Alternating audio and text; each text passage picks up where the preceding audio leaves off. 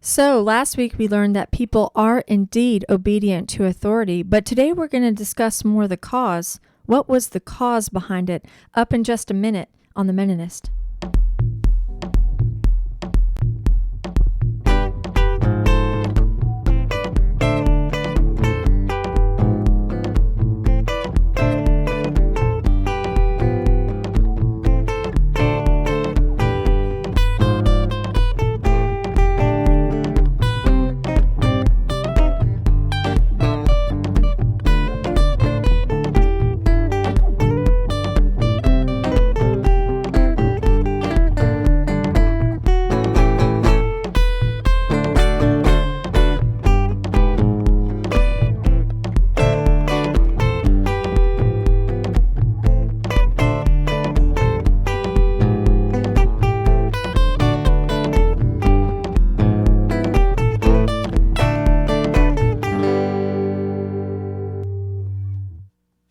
So, hey, Pop, how you doing? Good morning, Amy. Good morning. How are you doing? Good. Beautiful day today, nice and sunny. Yes, sir. No beautiful. rain in the forecast. No, it's been beautiful. A little bit of fall in the air. Yes. You see I'm wearing my yellow. A little bit of fall colors. I got my dreary gray. That's okay. That's okay. We started the podcast but didn't have any audio, so we had to restart it again because your dad goofed up. That's okay. We're learning. We're still learning. We're still learning. But what we were talking about was Dad is a big fan of the War Room with Steve Bannon. And kudos to the War Room because they are a media outlet that's not mainstream. Correct. And they can say whatever, and they have the within freedom, reason. Well, they have the freedom to do the research to talk about what the mainstream isn't talking about, which I'm grateful for because I want to hear it all. I want to hear it all. And he has been heavily talking about the Arizona audit this week. Right. And what are some things that you picked up from the results of the Arizona audit? Well, apparently there were some ballots that were duplicated. Yes. We found that out. Yes. We found out that dead people, cats, and dogs voted. There were definitely several thousand of dead people who voted, which has been said for a long time that might have been a possibility in 2020. But, we all kind of were like, nah, no way. Well, this audit did prove it to be true. But the speculated number is 50K. And I think Biden won by maybe 10K, if my numbers are right. And, and at this point, although I miss President Trump because I've expressed freely that I did vote for him and his ideology matches mine, right now I'm more concerned with future elections. Like, you got to put that aside. I mean, at the very beginning of this mess, yes, that was my point. Right. Is like, I miss Trump. Yeah, that's right. But right now, the republic is in jeopardy because if we lose our right to vote and our vote can be stolen. Okay, yes. That's it. Well, if you have a president that won by 10,000 votes, and it turns out that 50,000 minimum were falsified in some way or another, you've got a major problem. You got a major problem. Right, because then the rightful elected person, whether it be a Republican or a Democrat, at this point, I'm not looking at party. I'm looking at the rightful person voted for by the people. If it's not correct and there's that amount of fraud, that needs to be fixed before we think about another election, period. So that's in the news. What else you got on the news? Well, I follow this guy by the name of Jeff Childers. He's a lawyer out of Gainesville, Florida. He has a Facebook page that you can subscribe to. He also has a newsletter that he puts out, and he's very public, so I don't mind talking about him. Right. And he encourages people to subscribe to his newsletters. He has done a lot of work with the mandates in Gainesville because Gainesville's a college town, so it tends to lean more liberal, and they wanted to mandate these vaccines quickly per Biden's mandate. Yep. And he's been actively fighting in court, and he brings the more legal aspect of it. So while we've talked a lot about the medical aspect of it, I appreciate the difference of him bringing the legal aspect of it because it is fascinating. I'm not a lawyer, so I like to learn as much as I can about it. And he does a daily post called Coffee and COVID, CNC is what he nicknames it. That's cool. And you can get on his newsletter and read his findings. And what I like about him is he answers the why. He brings the receipts, he brings the data, he brings the links to the websites. You can go do further research about what he's saying. So he doesn't just state an opinion. Mm-hmm. You know, he's a lawyer, so he's all about bringing the facts. Yeah. And so, you know me and the way I operate, I love it. So then I can go back and click his links and do my own research. But today he was talking about Singapore. Have you heard anything about COVID in Singapore?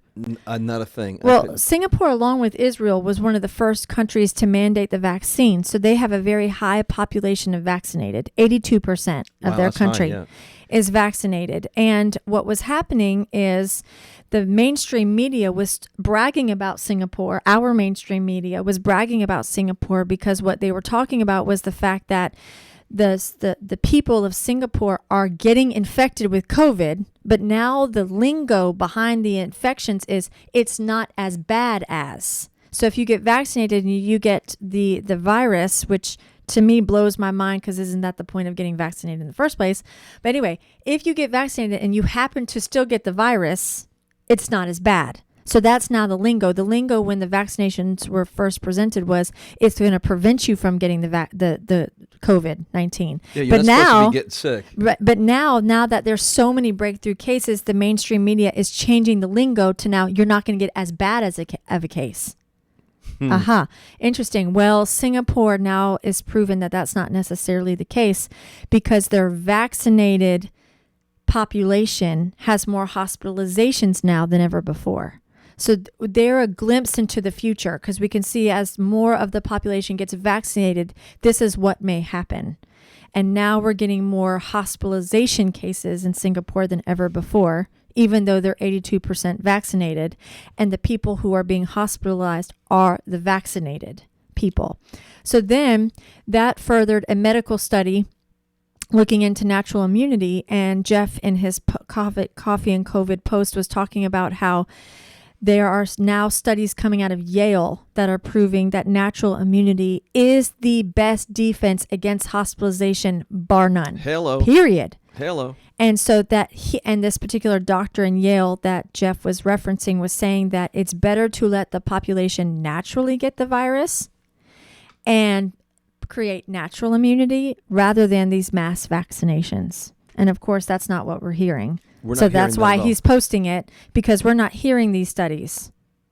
We're hearing the opposite. We're hearing vaccine, mandate, everybody get it. If you don't get it, you're going to kill people. For my safety, you need to get it for my safety, even though I'm vaccinated. That's what we're hearing, but that's not what the science and the medicine is proving. That's being hidden by the mainstream media. And here's the BS, because if you got a country that's 82% vaccinated, that's right. You should be in herd immunity. You should this be. Virus should be gone. That's correct. You know, of course, viruses will mutate. That's right. You'll get another strain down the road. Right. But as of right now, COVID-19, the way we know it, should be eradicated. That's right. 82% of the population vaccinated if this vaccine was actually working. That's right. So, Meninist listeners, your homework is to check out Jeff Childers. He has a newsletter. You can sign up with just an email, and you get it daily in your email. And then also check out Singapore, because Singapore is a good look into the future.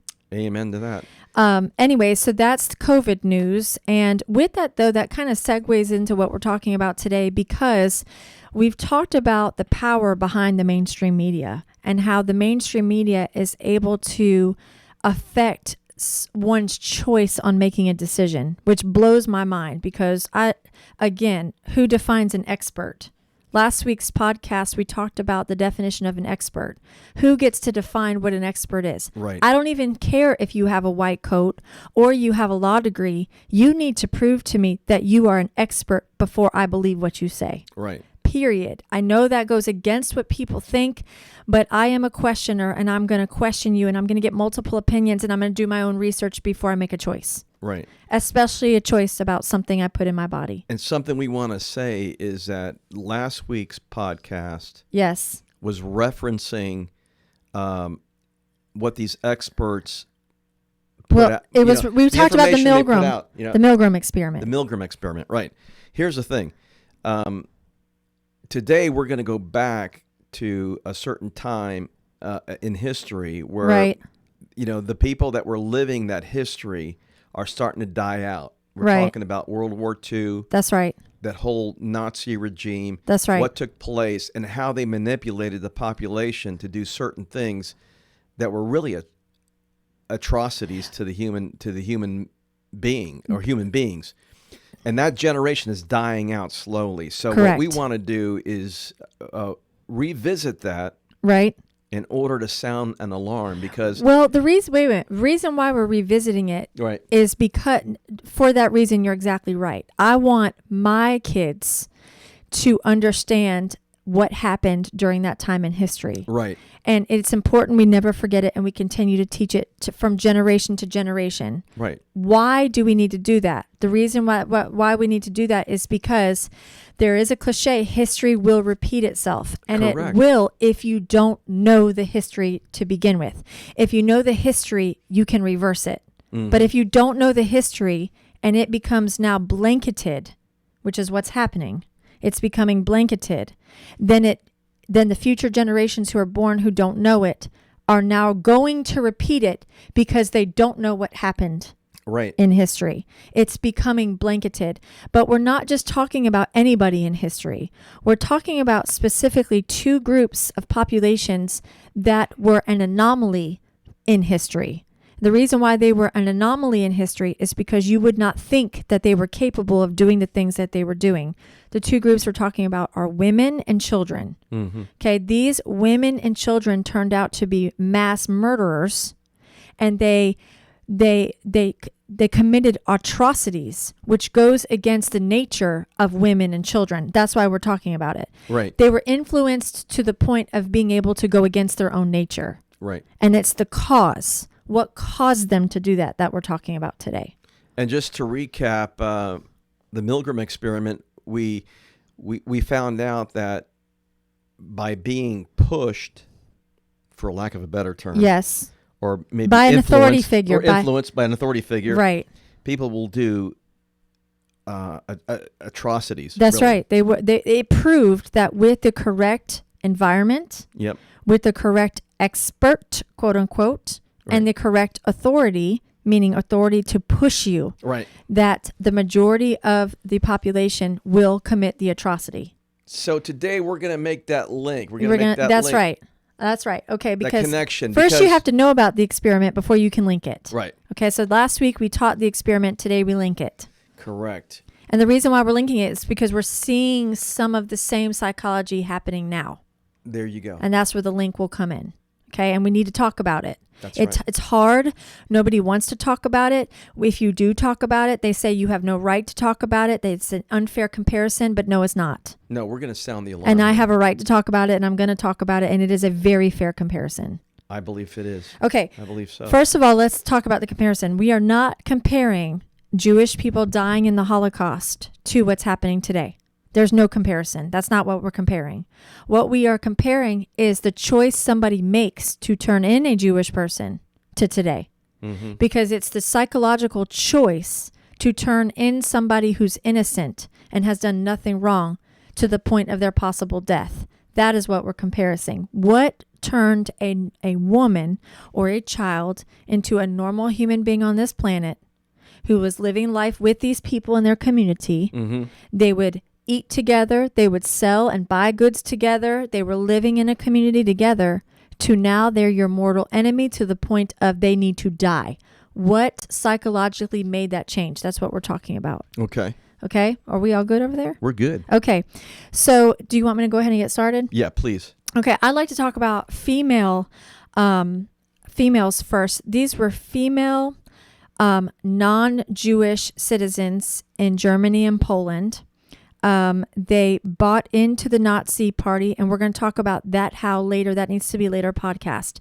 It was mainly due to Hitler's propaganda. Propaganda is very strong, and that's a separate podcast I'd like to do separately. Maybe we could do that next, because we are seeing a lot of propaganda modern day that we Right. need to talk about. But they were mainly influenced through propaganda, and what the propaganda told them was, this is what you have to do for your country. and for your people. If you love your people and you love your country, you must do this. And remember the Milgram experiment, towards the end of the experiment, it was you must, you are required to. And that was the language that was being used in the propaganda to basically persuade these women to do these atrocities. Right. This was influential language that was spoken to the subjects. That is correct. And it caused them to take it to the next level. That is correct. Okay, so real quick, here's a little quick history. There was approximately 13 million women during this time that was involved in the Nazi Party. 13 million. That's a lot of ladies. Women who were active in the Nazi Party. They were pushed out through different avenues in Germany and Poland, and they were pushed out through, they acted as welfare workers, so they did it in their everyday occupations. Welfare workers, teachers, secretaries, nurses, and then what was called auxiliaries, and those were more militant officers. Okay, and so they agreed to be a part of the Nazi Party. They bought into the Nazi agenda, and then they acted out throughout their occupations. Okay, there were several German women, lots of German women, thousands that resisted. We'll talk about the resistance because remember the pie chart in the Milgram experiment. The resistance was on the right-hand side. Right. We need to talk about them too, but first we're going to talk about the active Nazi female party. There was a Nazi League of German girls, and where they got them was young, 10 years old. That's when they started. And they started pushing this agenda to these girls at 10 years old, and there was a strong mission, and the mission was very public. The mission was to shape the beliefs, thinking, and action of these German girls. So let me say that again. The mission was to shape the beliefs, the thinking, and then the actions were last. So first was to shape the belief, then shape the thought, then shape the action. Now, was this done in a classroom setting? It was done in a classroom setting. Yes, the girls, it was a part of their schooling. And there was two separate, there was girls and there was boys, and they were taught separate. Okay. You're going to talk more about the boys. I'm just talking about the girls. Okay. The primary source of convincing was through propaganda, videos, and pictures. We'll talk more about that later. Okay. These girls were then taught to be what was called SS torturers. Okay, so as they were schooled in the Nazi regime at the young age of 10, when they hit 20, they were eligible to be what was called an SS torturer. That was their title. Okay, so by the time they got to 20, the word torture became a positive word, not a negative word. And again, that was through shaping the beliefs, the thinking, and the action. Okay? That's to make them woke. That's a buzzword that's being used quite a bit today. Well, if you look at today, again, we're talking about the comparison of the psychology. What is mainly being influenced with our media? What is being influenced through our media is our beliefs, our thinking, and then last our action. And so that's why you have to look at history and what happened, okay? Because it's very similar when you look at it. A lot of similarities. Yes. Frightening all right. similarities. Well, how did a young girl go from a 10-year-old girl to an SS torturer at the age of 20? Well, the Nazi Party was smart. They knew how to win over the heart of a woman. You're talking about a nurturer, a woman who bears children and takes care of her family. That's her natural role in life. How can we win these women over to eventually become an SS torturer, where that job title is now looked at as a positive thing? Well, the first thing they were offered were very good wages. Okay, well, how do you influence a woman? She needs to be taken care of financially.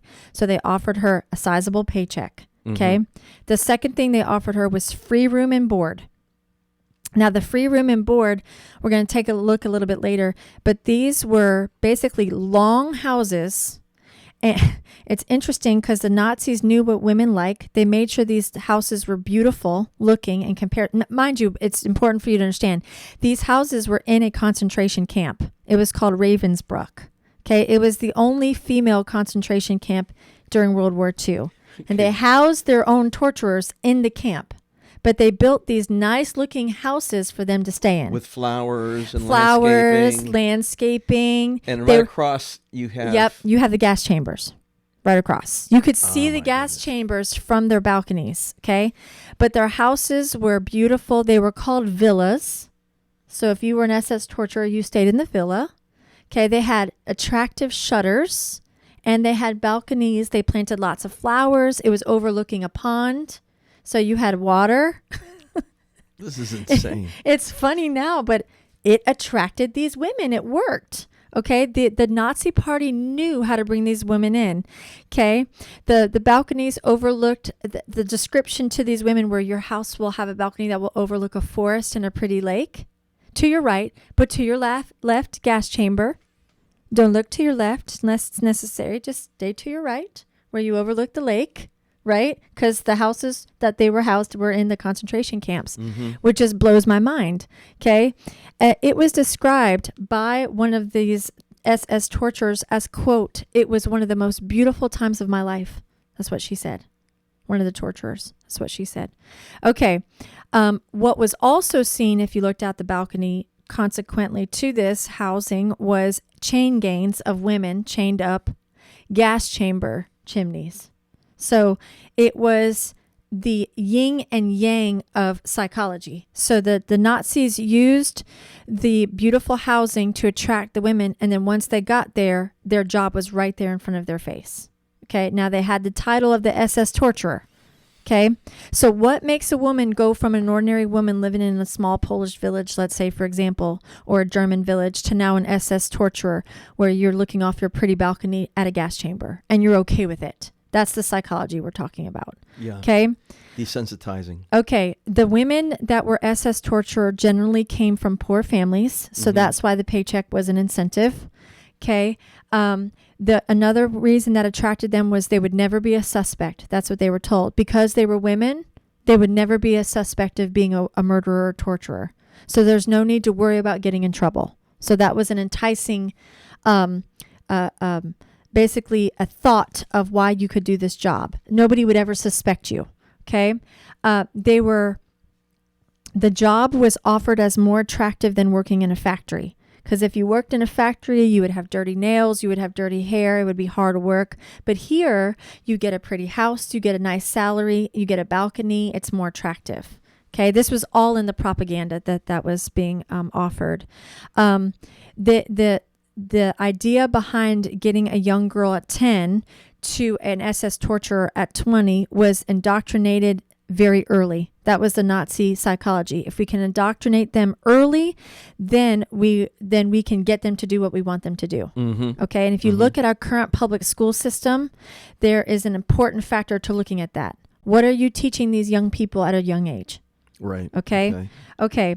They believed that they were supporting society by doing something against their enemies. By the time they got to 20, they believed that this was what they were supposed to do to help their country and their people. The indoctrination was so powerful that it went from innocently playing with your friend at 10 years old to now possibly murdering your friend at 20. So in that span of 10 years, the indoctrination was that powerful. So look what can happen in 10 years. That's why we constantly have to be vigilant. Yes. Right? Yes. Okay. Good point. All right. So the propaganda posters that were shown to these women to get them to be SS torturers were women generally in their 20s. These were physically in the pictures. Women generally in their 20s. They were very pretty, usually blonde, thin and in shape.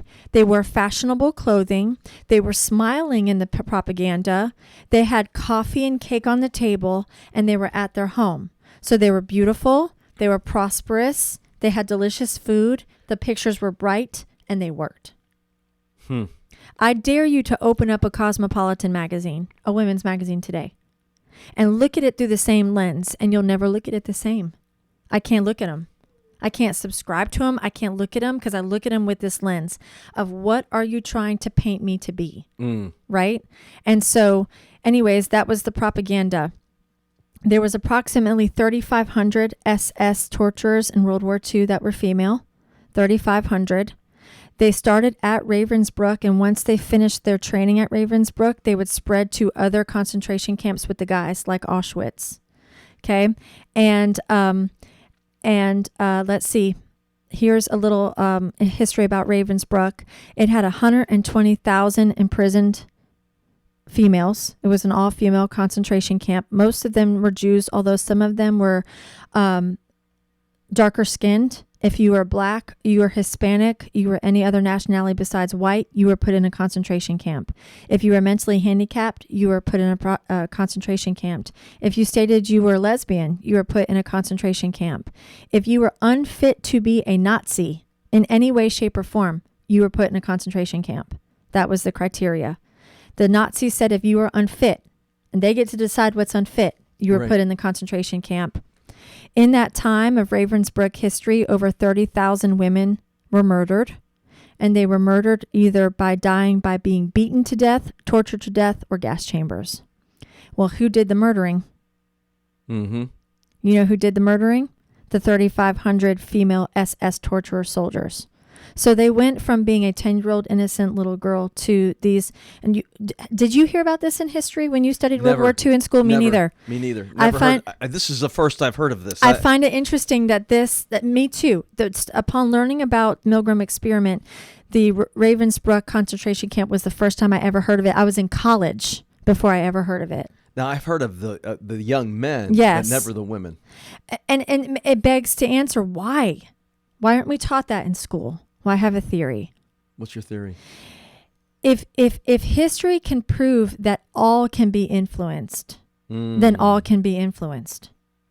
If you only produce a small sect of people in history that can be influenced, then it's just that small sect. Right. And you can blame those atrocities on a small sect of usually men, and they were soldiers of some kind, right? In this case, Nazi soldiers. That's what we always learn about. Male, evil Nazi soldiers. But what you don't learn about are the actual people who could be influenced, like females and children. And let me just reiterate and add to this, because, during that time period, you had you had people that were German, and then the economy was really struggling. That's right, because of the reparations from World War I. Right, and they were really battling as far as getting the economy going again. And, that is correct. And he used that as an influence. He did, because he was saying, can you believe we have to pay reparations, others have to pay? Right. And he used that as an influence to now create patriotism in his own country. Right. You have to do this for the good of Germany. We want Germany to be number one. And so he knew what he was doing in creating the right verbiage and propaganda to influence these people to do these things. Right. Right. But it's how I would okay, so that brings me to the next section, if you'll just give me a second, and Sure. then you could talk about the Hitler Youth. Okay. Because in researching these Ravensbrück women, I wanted to, find out what happened to them.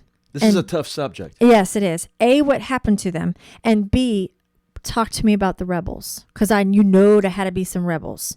There had to be some women that said, I don't think so, Jack, right? And those to me are just as intriguing, especially in today's day, because I would consider myself to be a rebel. I'll admit it full on. I ain't doing it.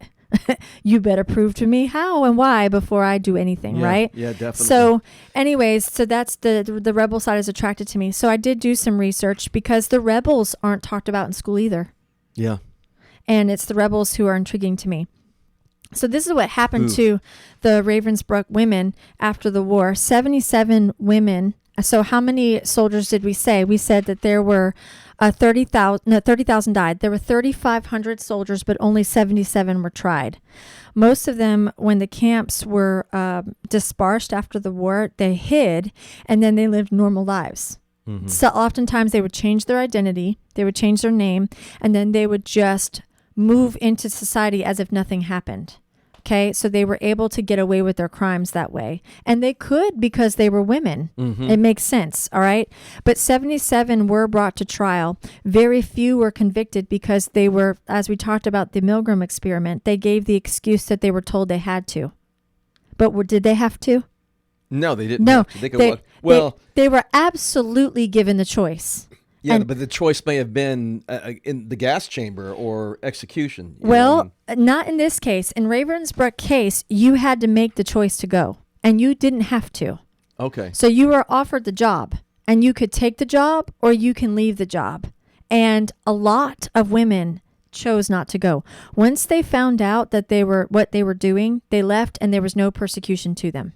Okay. So that's interesting about the women, because I don't think that's true with the Nazi soldiers. I think they had to. They didn't have a choice. But the women, they were chose. So then that leads me to believe, how did so many choose to do it, even offered a choice not to?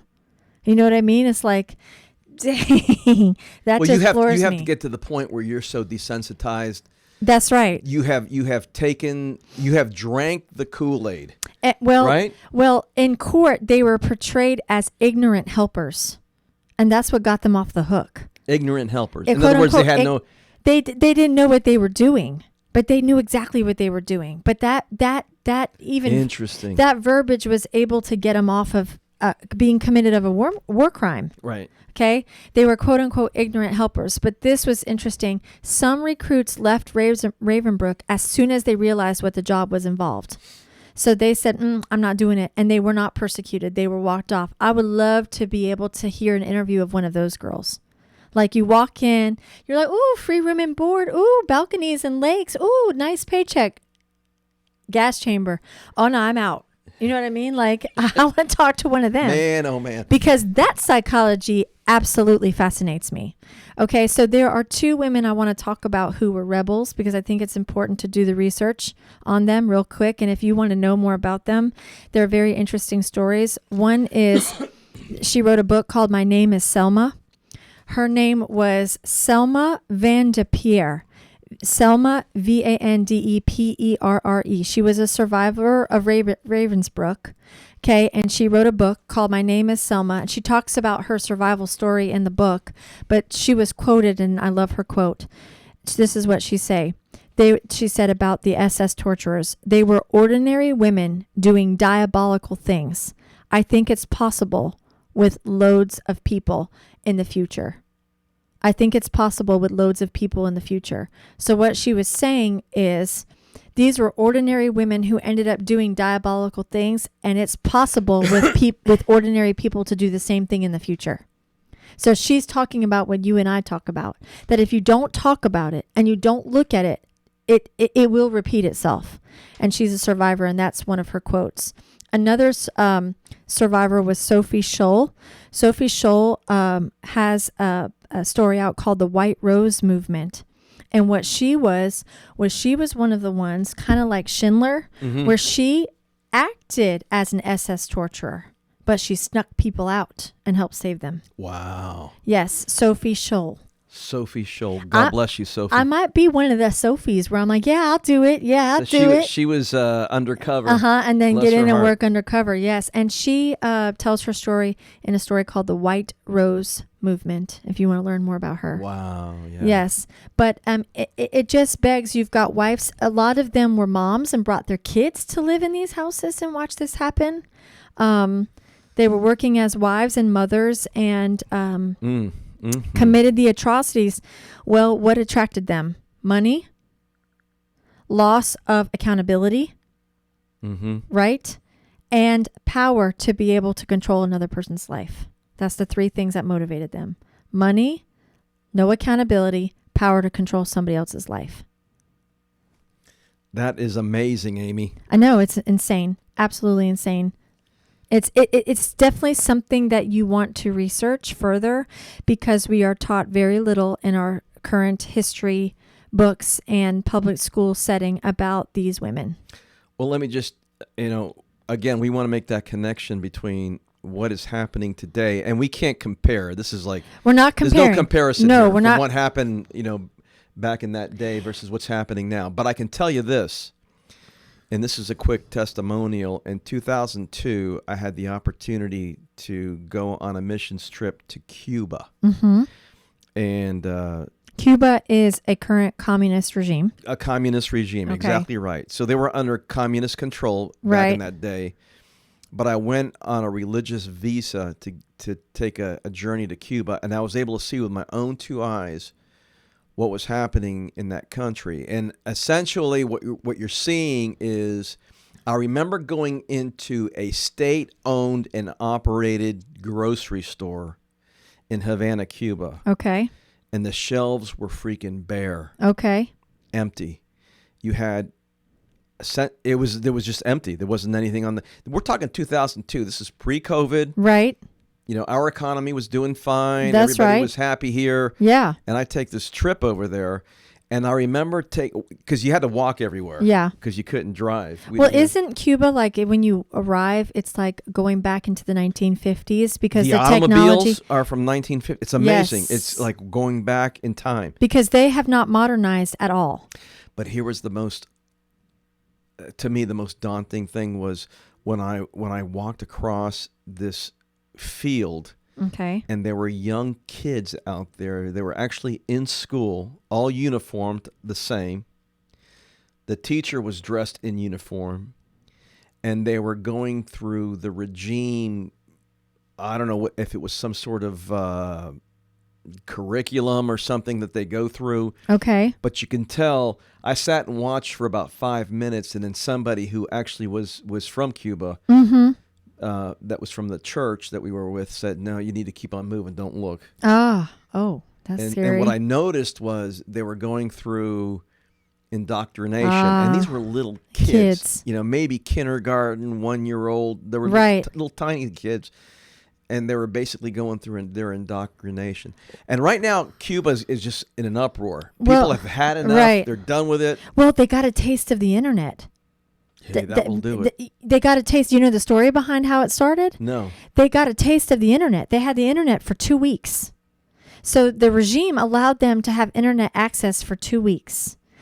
I want to say it was 2 weeks. It was like several weeks, right? They got the internet. They started looking at all these other countries with technology and TVs and new cars and airplanes and food and jobs and choices and freedom.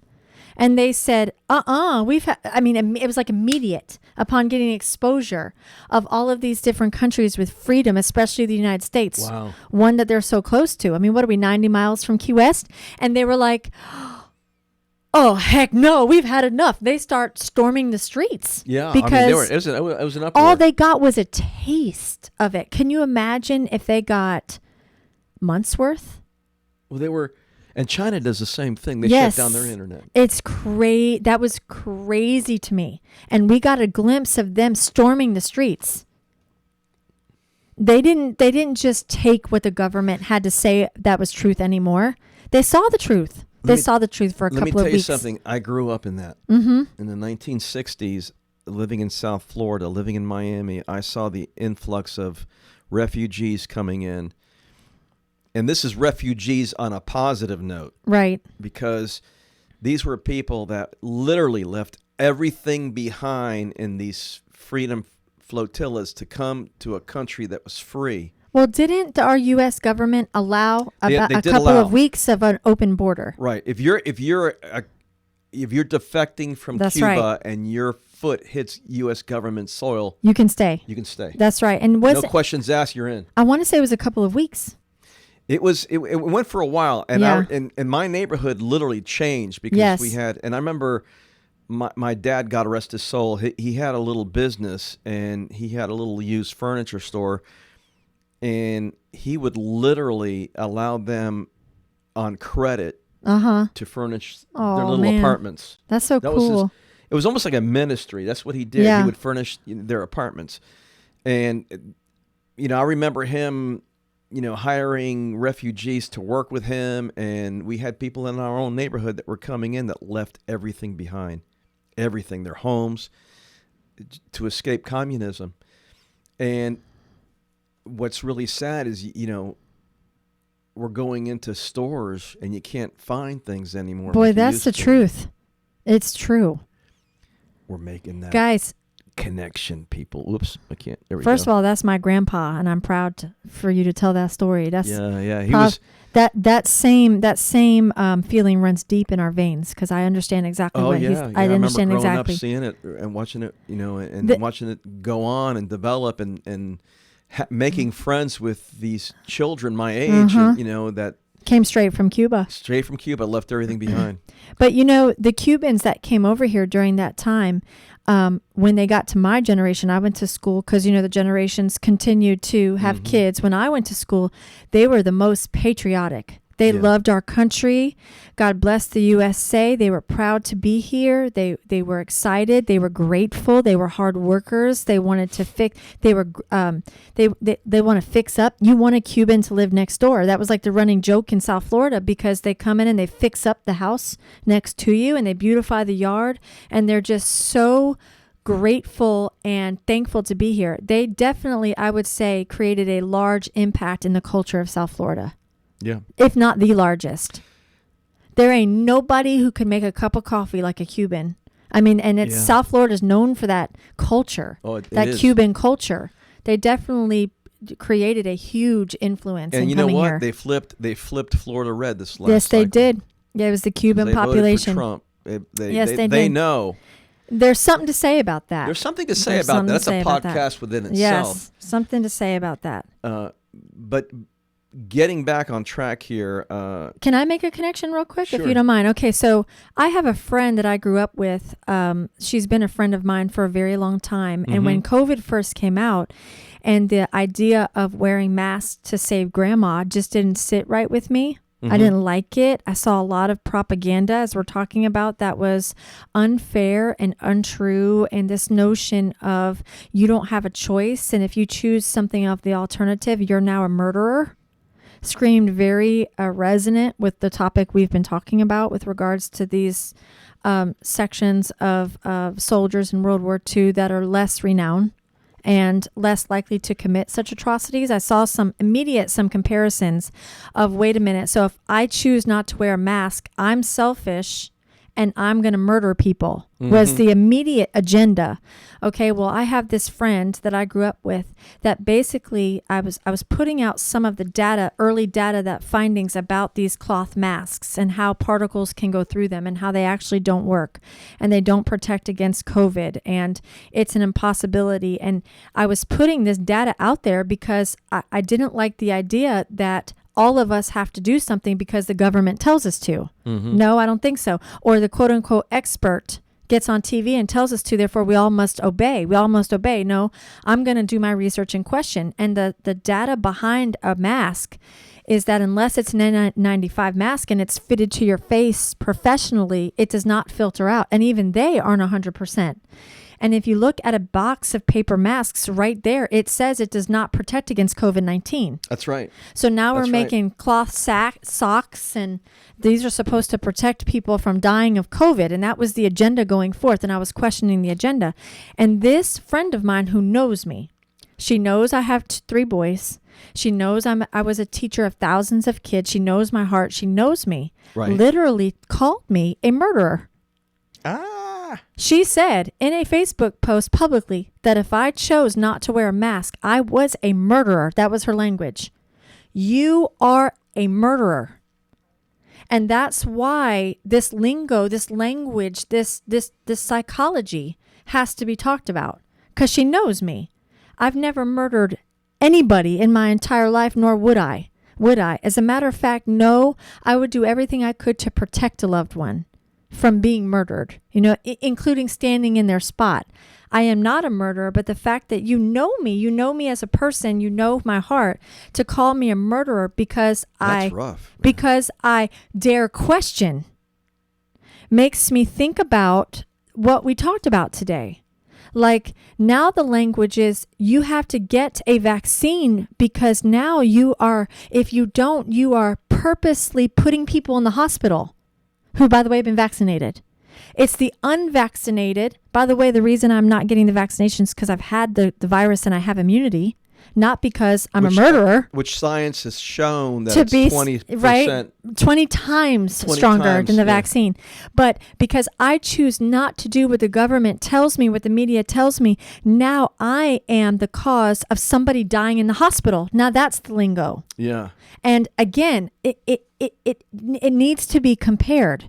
Again, we're not comparing those Jewish people who died, because I know that's how this is going to be twisted. Right. That's There's no not comparison. what we're comparing. We are comparing the psychology and the language of the cause. What caused these women to do this is the same cause of what you're telling me that I'm a murderer. It's the same cause. It's the strength behind the words. If I can make you the perpetrator, then you will do it. You have no choice. And we need to wake up, people. Wake up, because they're trying to take this country away. You have a choice. You have a choice. Wake up. Because you choose something different doesn't make you what they peg you to be. Right. And it's important that we understand that and we fight against it, because no, I'm not. No, I'm not going to wear a mask because it doesn't work. No, I'm not going to get a shot because I have natural immunity. That's and right. I'm not a murderer for either one of those decisions, and stop telling me I am. That's right. Period. That's it. And the testimony that I gave about, Cuba and growing up in South Florida and what it was like, I witnessed it. I saw it with my own two eyes, and communism sucks. Yes. There is no other way to put it. Communism It will sucks. destroy this country, and they're trying to take it away. Socialism sucks. That's the reason why we are making this podcast. That's right. The reason why we big government the Milgram experiment. Big government telling you what to do and you feeling like you have to be obedient because your government tells you. Sucks. That's wrong. It's not true. It's not factual. It's wrong. You are an American. You have the freedom to make your own choices. And because you choose to go against what the government tells you does not make you these things they're labeling you. I am not an insurrectionist because I voted for Trump. I am not a terrorist because I celebrate 9/11, which was what remember the post we put out by the news? Yeah, I am not these things, but this is the language being put out there. It's called propaganda, and it's called control, and it needs to be talked about, and it needs to be fought against, and it needs to be negated. Amy, I'm gonna go ahead and play Jordan's video. Please do. This is a video. In closing, we're going to show a video of Jordan Peterson in a classroom setting. Who is Jordan Peterson? He's a psychologist. Yes. He's very sought after. Mm-hmm. He had a book, 12 Steps to Get Your Life Corrected. One of it is, hey, make your bed in the morning. Yes. Organization's huge. That's right. Anyway, he's talking about the brown shirts during the Nazi regime. We're going to close with this. Well, he became a public speaker. He did. And he actually was attacked pretty heavily. It's important to discuss that first before we play his video. Right. He was a professor in a Canadian university, I think in Toronto. Yes.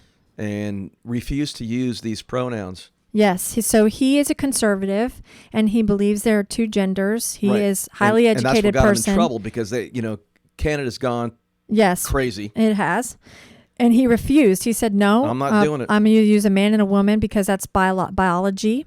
And he was essentially one of the first people canceled because of his... He was one of the first, right. Yes. And he refused to use these pronouns, and they fired him.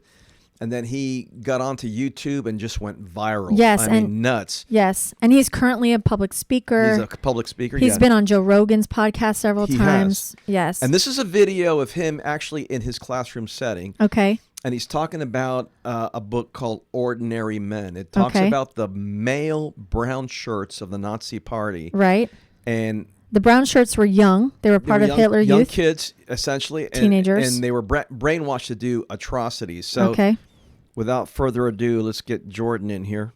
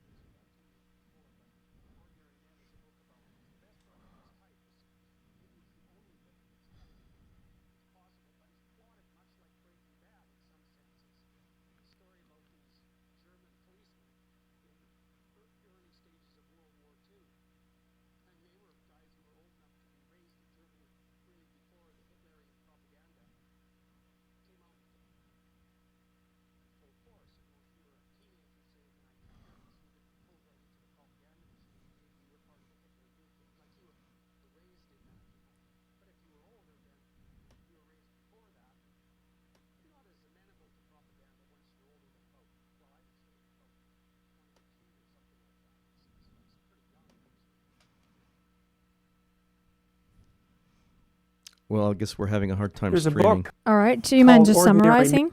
Yeah, essentially what he was saying was that... I don't think I've mentioned that to you. They were having a hard time in the day recruiting people, so they started recruiting kids, during the Nazi regime. And Well, the reason why the kids were an anomaly, much like the women, is here you're not even mature enough to zip up your fly on a regular basis, and yet you've bought into the hook, line, and sinker. Right. That you have the authority and the wherewithal, because you've been told Excuse me. to basically annihilate and murder innocent people. Yeah. And they did. And they were some of the most atrocious, these young boys. Yeah. It was. They were awful. And again, you go from a young boy, probably 8, 9, and 10, playing with the other young boys in your village and your community, to killing them. Yeah. To killing them in the most atrocious way. And again, what did the Nazi regime do in order to change the minds of these young boys? And that's what Jordan talked about, in that he's on YouTube. If you just Google Jordan Peterson brown shirts, the video will come up. I encourage you to watch it. Yeah. It's because it definitely very powerful. It definitely gives you the psychological look into the choices those young men made. Very well stated. Yes. And so even though this is a tough topic, we want to bring it to your attention and really think about it. And if you think everything we say is BS, please comment and let us know and tell us why. And you better answer my why with some proof. And if you agree, or you just like what we have to say, or you want to hear more, also comment that too. That's right. Yeah. Because we'd like to know what you think. Definitely. Well, we pray for our leaders. Yep. We pray for this country. Yep. Even the ones we disagree with and don't particularly like. That's right. That's right. Pray for them. And we just ask, we just say, God bless America. That's right. Pray for people who are sick, struggling. Right. Yeah. Pray for our frontline doctors and nurses. Some of them are having to make Our some first responders. terrible definitely. decisions of whether to get the vaccine or quit their job. Yeah. That's been the news lately. We pray for you. Yeah, we pray for you. Pray for you. And thank you for your hard work and your service. Definitely. All right. Until next week. All right, Miss Amy. I think we'll talk about some propaganda next week. All right, next We'll week. see. We'll see you next week. Love Bye. y'all. Bye. God bless. Bye.